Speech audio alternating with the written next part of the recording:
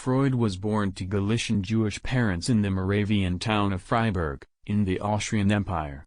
He qualified as a doctor of medicine in 1881 at the University of Vienna. Upon completing his habilitation in 1885, he was appointed a docent in neuropathology and became an affiliated professor in 1902. Civilization began the first time an angry person cast a word instead of a rock. Love and work. Work and love, that's all there is. Being entirely honest with oneself is a good exercise. The goal of all life is death. I cannot think of any need in childhood as strong as the need for a father's protection. The interpretation of dreams is the royal road to a knowledge of the unconscious activities of the mind. The ego is not master in its own house. A civilization which leaves so large a number of its participants unsatisfied and drives them into revolt neither has nor deserves the prospect of a lasting existence. Most people do not really want freedom, because freedom involves responsibility, and most people are frightened of responsibility. If youth knew, if age could. The great question that has never been answered, and which I have not yet been able to answer, despite my 30 years of research into the feminine soul, is what does a woman want? The mind is like an iceberg, it floats with 1/7 of its bulk above water. The first human who hurled an insult instead of a stone was the founder of civilization. If a man has been his mother's undisputed darling, he retains throughout life the triumphant feeling, the confidence in success, which not seldom brings actual success along with it. Flowers are restful to look at. They have neither emotions nor conflicts. The conscious mind may be compared to a fountain playing in the sun and falling back into the great subterranean pool of subconscious from which it rises. Neurosis is the inability to tolerate ambiguity. He that has eyes to see and ears to hear may convince himself that no mortal can keep a secret. If his lips are silent, he chatters with his fingertips. Betrayal oozes out of him at every pore. Dreams are often most profound when they seem the most crazy. I have found little that is good about human beings on the whole. In my experience, most of them are trash, no matter whether they publicly subscribe to this or that ethical doctrine or to none at all. That is something that you cannot say aloud, or perhaps even think. Love and work are the cornerstones of our humanness. Everywhere I go I find that a poet has been there before me. If you can't do it, give up. Whoever loves becomes humble. Those who love have, so to speak, pawned a part of their narcissism.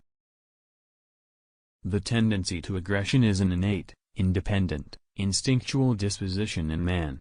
It constitutes the powerful obstacle to culture.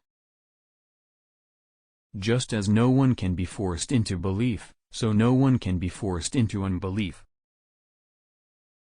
What we call happiness in the strictest sense comes from the, preferably sudden, satisfaction of needs which have been dammed up to a high degree. A man should not strive to eliminate his complexes but to get into accord with them. They are legitimately what directs his conduct in the world. Men are more moral than they think and far more immoral than they can imagine. What a distressing contrast there is between the radiant intelligence of the child and the feeble mentality of the average adult. Men are strong so long as they represent a strong idea. They become powerless when they oppose it. The act of birth is the first experience of anxiety, and thus the source and prototype of the affect of anxiety. Sometimes a cigar is just a cigar. Anatomy is destiny. A man who has been the indisputable favorite of his mother keeps for life the feeling of a conqueror. One is very crazy when in love. The first requisite of civilization is that of justice. Every normal person, in fact, is only normal on the average.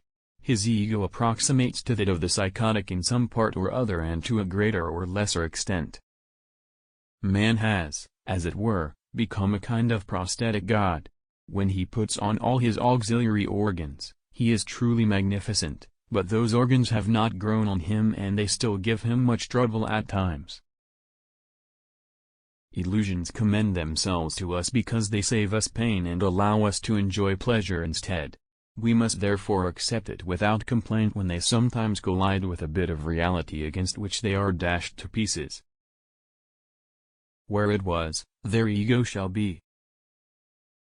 It is impossible to overlook the extent to which civilization is built upon a renunciation of instinct. Children are completely egoistic, they feel their needs intensely and strive ruthlessly to satisfy them. Civilized society is perpetually menaced with disintegration through this primary hostility of men towards one another. The psychoanalysis of neurotics has taught us to recognize the intimate connection between wetting the bed and the character trait of ambition. We are never so defenseless against suffering as when we love.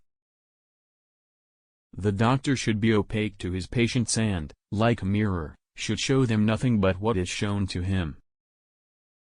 The goal towards which the pleasure principle impels us, of becoming happy, is not attainable, yet we may not, nay, cannot, give up the efforts to come nearer to realization of it by some means or other.